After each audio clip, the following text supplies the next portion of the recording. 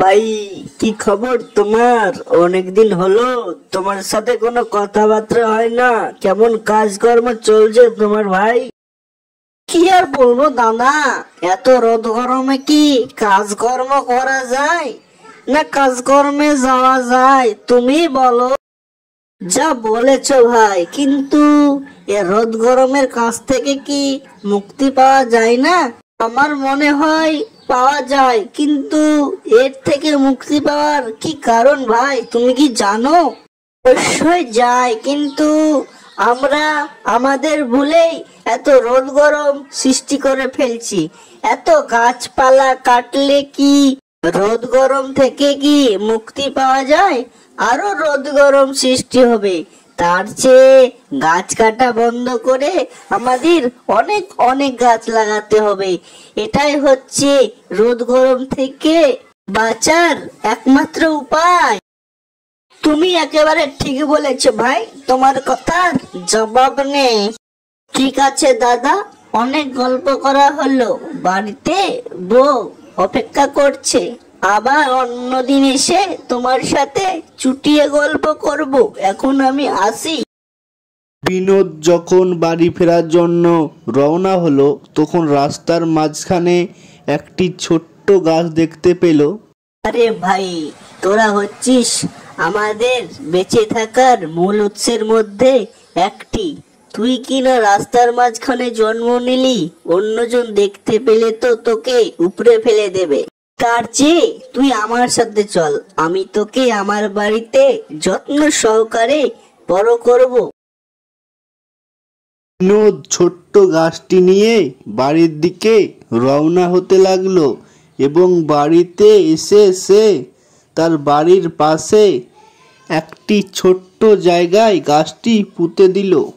গাছ পুঁতে কি আর হবে? তার চেয়ে টাকা থাকলে এসি, ফ্রিজ সবকিছু পাওয়া যাবে, তাতে শান্তিতে থাকা যাবে। বুঝলে? বুঝলাম গিন্নি, বুঝলাম, কিন্তু গাছ আমাদের প্রাণ।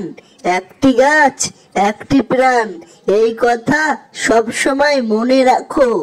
গাছ আমাদের বেঁচে থাকার একটি মূল উৎস, এটাও যেন মনে থাকে তোমার। বুঝলে? ধুর ধুর, আর ভুলভাল বকো না তো। তোমার কথা আমার আর সহ্য হচ্ছে না, দূরে যাও। তোমার কথা মানলাম, কিন্তু এই ধ্রুব সত্যকে কি তুমি মিথ্যা করতে পারবে? সকালবেলায় যখন বিনোদ তার বাড়ির উঠানে আসলো, সে আশ্চর্য হয়ে গেল এই কথা ভেবে যে কালকে লাগানো গাছটি আজ এত বড় আর এত মোটা কি করে হলো। কি গো, কি হলো তোমার? এভাবে দাঁড়িয়ে আছো কেন? কাজে যাও। গিন্নি, আমি তো আশ্চর্য হয়ে যাচ্ছি। কালকে লাগানো সেই ছোট্ট গাছটি আজ এত মোটা হয়ে গেল কি করে? তাই তো দেখছি, কিন্তু এটা তো মানতে হবে, পেটে খাবার জন্য গাছ তোমাকে চাল ডাল আর সবজি এনে দেবে না, তার জন্য তোমাকে কাজ করতে হবে। সেই সময় গাছটির সামনে চাল, অনেক অনেক সবজি, ডিম সবকিছু হাজির। এটা কি করে সম্ভব? এত চাল ডাল সবজি এলো কিভাবে? এটা তো অভাবনীয়, অকল্পনীয়। এসব আমি করেছি, কারণ সব সময় মনে রাখবে গাছেরও প্রাণ আছে। সবকিছু অনুভব করতে পারে, গাছেরও ব্যথা লাগে, গাছেরও কষ্ট হয়। তাহলে তুমি সাধারণ গাছ নও, তুমি জাদুর গাছ। হ্যাঁ, আমি একটি জাদুর গাছ। আমি তোমার সততা, ভালোবাসা এবং গাছপ্রেম দেখে মুগ্ধ হয়েছি।